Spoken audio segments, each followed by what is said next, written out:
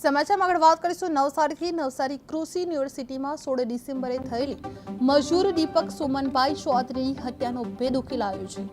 Navsari local crime branch LCBએ માત્ર 36 કલાકમાં યુનિવર્સિટીના શેરડીના ખેતરમાં છુપાયેલા ગુનાહિત સુરક્ષાકર્મી ગૌરવ જગદીશભાઈ પટેલને ઝડપી પાડવામાં આવ્યો છે। આરોપી યુનિવર્સિટીમાં મજૂરો સાથે ઝઘડા કરતા આવ્યો હતો અને નિર્ધારિત સમયે ગેટ પર હાજર ન થવા પર ગુસ્સામાં આક્રમક બની દીપકભાઈ પર હુમલો કર્યો હતો, જેના કારણે તેમનું ઘટના સ્થળે જ મૃત્યુ નિપજ્યું હતું।